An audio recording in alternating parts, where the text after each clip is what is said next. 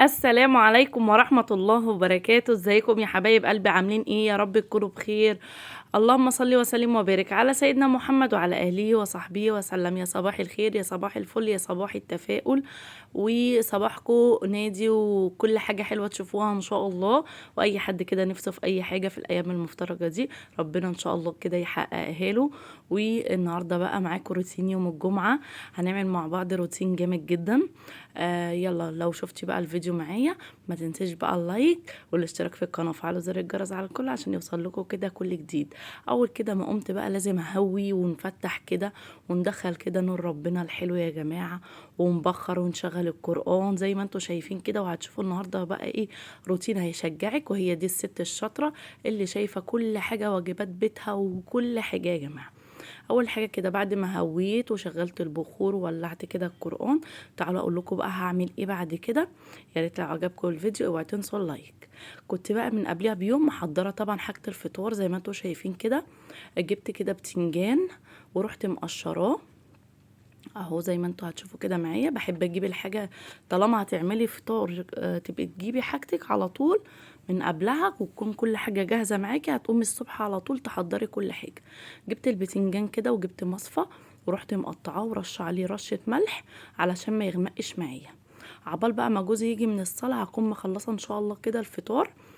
بعد كده بقى رحت عاملة ايه، رحت جايبة البطاطس برضو هقطعها هغسلها زي ما انتوا شايفين كده. البطاطس اليومين دول اللي هي بيسموها الرملية او الموتينة دي بتبقى جميلة قوي قوي قوي يا جماعة، حلوة بجد قوي اليومين دول. ورحت جايبة بقى البطاطس ورحت مقطعها زي ما انتوا شايفين كده. اول ما بقشرها بروح غسلاها، وبعد كده حتى السكينة كمان بغسلها، وبعد كده بقطعها وبغسلها تاني زي ما انتوا شايفين كده كل حاجة معايا. هغسل برضو البطاطس تاني كويس جدا، وبعد كده هحط لها الملح وكده بقت جاهزه معايا على التحمير. انا بجهز حاجتي بحيث ان جوزي عقبال ما يروح يصلي ويجي اكون انا حضرت حاجه الفطار يا دوبك على التحمير على طول. وكنت جايبه بقى بصل اخضر وهنعمل مع بعض فطار جامد جدا النهارده. قشرت بقى البصل زي ما انتوا شايفين كده، واروح برضو ماسكاه غسلاه ومحضره علشان كل حاجه كده تبقى جاهزه معايا. جبت البيض حطيت عليه رشه ملح علشان يتقشر معاكي بسهوله، وحطيت عليه ميه وولعت عليه علشان هعمل بيض مسلوق. جبت بقى معايا ايه، معايا مش اللي في الطبق دوت او جبنه قديمه يعني. ههرسها كده بالشوكه وهنزل عليها بالطحينه وشويه كده لبن صغيرين. وقطعت الطماطم زي ما انتوا شفتوا كده هنزل عليها بالطماطم، وعملت احلى شويه مش كمان اهو. كل حاجه كده طالما كل حاجه متوفره حواليكي هتعمليها على طول. دي بقى جبنه قريش حطيت عليها كده شويه من زيت الذره، وهقطع عليها طماطمايه برضو بتبقى جميله جدا جدا. كده بحضر كل حاجة اللي فاضل معايا على التحمير بس. ولعها على اللبن وزي ما انتوا شايفين كده مولعة على البيض. وهعمل هناك كده بسطرمة بالبيض. جبت البسطرمة قطعتها اهو زي ما انتوا شايفين وبحطها في الطاسة. هعمل بسطرمة بالبيض. قطعت البسطرمة هشوحها مع السمنة البلدي، واروح محمراها كده تحميرة. وبعد كده هروح نازلة عليها بالبيض زي ما انتوا شفتوا كده يا جماعة. اوعوا تنسوا اللايك علشان النهارده هتشوفوا بقى مع بعد الفطار كمان هنعمل مع بعض روتين هيعجبكم جدا جدا جدا. هحمر بقى البطاطس. خلاص عملت البسطرمه البيض معايا خلاص كمان كانت هتسلق، ومولعه على اللبن علشان اعمل الشاي باللبن. وكده انا حطيت اهو البطاطس ونزلت على اللبن بالشاي كده هسيبه يغلي مع بعضه. ومعايا فول. جبت الفول. الفول بيبقى يعني يعني محصول كده او الواحده بوحدتها يعني.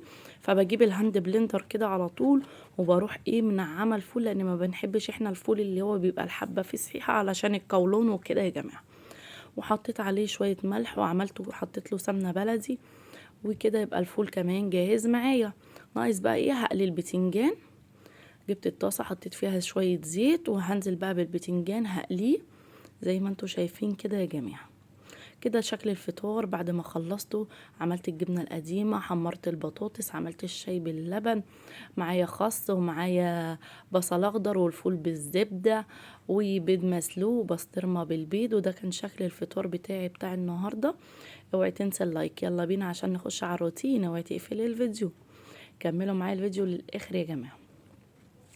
بعد بقى ما فطرت وفطرت جوزي وولادي وجوزي نزل بقى على شغله، رحت بقى داخله على البلكونه جايبه الغسيل زي ما انتوا شايفين كده. وقلت بقى ايه اما انشر، انتوا عارفين الدنيا شتاء والواحد بحب انشر بدري، علشان انتوا عارفين بقى الايام الجايه والمطره وكده. ورحت بقى نشره الغسيل كده زي ما انتوا هتشوفوا معايا. يلا لو وراكي حاجة قومي بقى استعيني بالله وخلصي كل اللي وراكي، وربنا يا رب يحقق للناس كلها كل حاجة بتتمناها، والواحد بيتمنى الخير للناس كلها. و... وبعد ما هنشر بقى الغسيل لسه هنكمل مع بعض روتين هيعجبكم جدا جدا جدا. اهو الغسيل الشتا بقى انتوا عارفين ما بيخلص، هو ولا صيف ولا شتا. يا ريت لو عجبكم الفيديو اوعوا تنسوا اللايك يا جماعة، حطوا اللايك، يلا اوعوا تنسوا اللايك. ورحت بقى نشرت كده الغسيل زي ما انتوا شايفين يا جماعة، وبعدين هنخش على اوضه النوم هنعمل ايه النهارده. كملي معايا الفيديو عشان تشوفي هنعمل ايه. اول ما دخلت كده على اوضه النوم رحت مشغله القرآن وفاتحه برضو ومهويه، ورحت جايبه الزعافه زعفت السقف وجبسن بورد، وزي ما هتشوفوا كده معايا. هعمل ايه بعد ما هزعف والمع؟ هقول لكم دلوقتي تعملي ايه. انا ايه هلمع بقى الخشب، كل حاجه هلمعها، كل حاجه هخلصها حواليا زي ما انت هتشوفوا دلوقتي كده معايا في الفيديو. يعني لمعت الخشب، لمعت الدولاب، هلمع دلوقتي معاكم كمان السرير. هتشوفوا كل حاجة معايا بالتفصيل، وبعد كده هقول لكم كمان هعمل ايه. هقول لكم دلوقتي، وخليكي كده منظمة ومرتبة واعملي زي ما انا هقولك. يلا يا جماعة لو لسه وراكي حاجة قومي خلصيها، وما تقعديش كده وتكسلي، يلا تشجعي معايا. يلا سميتوا الله، صليتوا على رسول الله عليه افضل الصلاة والسلام.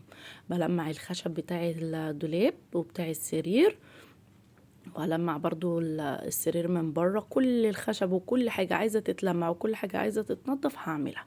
وبعد كده هعمل ايه برضو لسه هقول لكم. مسكت بقى التسريحة لمعتها فضيتها خالص، وفضيت ازايز البرفانات والميك اب وكده، ورحت بقى ملمعة الخشب برضو بتاعها، ورحت مخلصاها خالص. وهرجعها الحاجة اللي بعملها بروح مرجعاها على طول يا جماعة. خليكي كده منظمة وانتي بتعملي، هتلاقي كل حاجة حواليك نظيفة، وطول ما انتي ايدك في الحاجة هتفضل برضو الحاجة معاكي نظيفة. لمعت بقى التسريحة خالص من جناب لخشب لإزاز لكل حاجة، ورحت مرجعة كده ازاز البرفانات زي ما انتوا شفتوا، ورحت بقى رايحة على الكومودينات هلمعهم برضو، هلمع الاباجورات والخشب والازاز، مش هخلي حاجة فاضلة غير لما اخلصها. طب بعد كده هتعملي ايه هقول لكم، يلا بس سموا الله وصلوا على رسول الله عليه افضل الصلاة والسلام. رحت برضو على الكومود التاني ورحت ملمعاه وخلصوه خالص، بحيث ان انا لما هبتدي في الحاجة اللي انا هعملها هخلص هتبقى كل حاجة حواليا نظيفة وكل حاجة حواليا متلمعة. هخلص بقى ايه الحيطان، شوفوا كل حاجة، مش هخلي حاجة تبقى فاضلة، علشان لما اللي هبتدي الحاجة اللي هنبتديها دي طبعا بتبقى عند كل الناس في الأيام دي. طبعا في ناس عملتها وفي ناس لسه، هقول لكم هي ايه. خلصت بقى ايه هخلص الحيطان الأول، ولمعت الخشب وزعفت السقف، وخلصت كل حاجة حواليا بقت نضيفة يا جماعة زي ما هتشوفوا كده معايا دلوقتي. خلاص كل حاجة حواليا بقت نضيفة. هعمل ايه دلوقتي؟ هخلص الحيطة زي ما انتوا شايفين كده. لما باجي اعمل حاجة بعملها كده ايه بضمير، اوعي يعني تنسي كده الكلمة دي، ما تيجي تعملي حاجة افتكريني. يلا يا جماعة سموا الله وصلوا على رسول الله عليه افضل الصلاة والسلام. بصوا الاول بعملها بالميه بصابون، طبعا بالمب بتاعتي القمر دي بعمل بيها الحيطان، بصراحه بتخلي لي الدنيا زي الفل.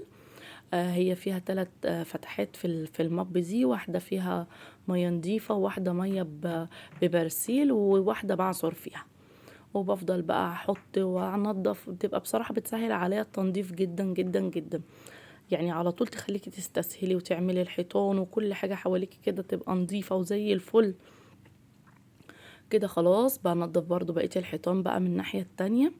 الاول بعملها بمية بصابون وبعد كده بمية نظيفة، وبعدين برجع اشطفها زي ما انتوا شايفين كده معايا كل حاجة بالتفصيل يا جماعة.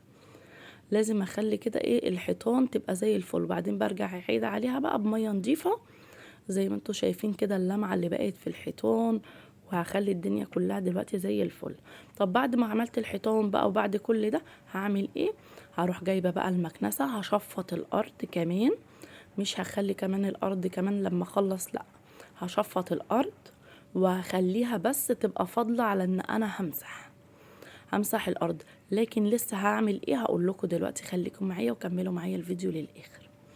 بعد بقى ما هشفط الارض تشفيطه كويسه ومش هخلي اي حاجه خالص، اهو زي ما هتشوفوا كده معايا يا جماعه، شفطت كده الارض تشفيطه كويسه، ما خليتش اي حاجه ما شفطتهاش، وشفطت كده تشفيطه حلوه وبضمير. وبعد كده رحت شايله، كنت هشيل السجاد كده زي ما انتوا شفتوا، وبعدين قلت لا، اخلي السجاد لما ايه ارفع تحت السرير، وايه انا شلت اللي قدام بس باب الاوضه. وبعد كده قلت لا، اطلع بقى الشتوي، شايفين بقى الشتوي ودربكته يا جماعه. قلت لا، انا عبال ما اخلص مش هقدر، بعد ما اخلص الشتوي هقعد المع وانضف والكلام ده مش هبقى قادره. لكن لما بتخلصي بتطلعي الشتوي وحواليكي كل حاجه نظيفه، يعني شايفين المنظر اصلا، طلوع الشتوي ونزوله دوت ورص الدولاب وكل الحاجات دي يا جماعه بتاخد معاكي وقت كبير جدا جدا، وبعد ما بتخلصي ما بتبقيش قادره. رحت بقى شلت الشتوي وطلعته، طلعت الشتوي يعني وشلت الصيفي. وبعد كده كان فاضل معايا الأوضة بس على المسح، رحت مسحة بقى، حتى ما شلتش الا اللي هي دخلت باب أوضة النوم دي الأول. بعد كده بقى رحت شايلة بقية السجاد بعد ما خلصت خالص. بقى فاضل لي على فرش السرير زي ما هتشوفوا كده، كان فاضل لي فرش السرير بس يا جماعة، وكان الأوضة تبقى معايا خلصت بعد ما رصيت طبعا الهدوم الشتوي وخلصت كل حاجة. يبقى فاضل لي تلميع الأوضة الأرض يعني، وكان فاضل لي السرير، وكده ابقى خلصت الأوضة. لأنك انت لو خليتي الشتوي، طلعتي الشتوي الأول، بعد ما هتخلصي مش هتقدري تلمعي وتصبني حيطان والكلام ده كله. وبعد كده بصوا خلصت ورحت جايبة بقى المعطر، وده شكل الأوضة كده من واحنا داخلين زي ما انتوا شايفين كده يا جماعة. واهو الأوضة بقت زي الفل، طلعنا بقى الشتوي وكل حاجة بقت منظمة معايا، كل حاجة حواليا خلاص اتنظمت والدنيا بقت زي الفل، والأوضة زي الفل والتسريحة. عملنا كل اللي احنا مش هنقدر نعمله بعد ما نطلع الشتوي يا جماعة. نظمي كل حاجة الأول ورتبيها، وبعد كده طلعي الشتوي. يا ريت بقى لو عجبكم الفيديو واستفدتي كده منه، ما تنسوش بقى يا جماعة اللايك والشير واشتركوا في القناة، فعلوا زر الجرس على الكل علشان يوصل لكم دايما مني فيديوهات جامدة جدا جدا. وانتظرونا في فيديوهات تاني جامدة جدا، وباي باي.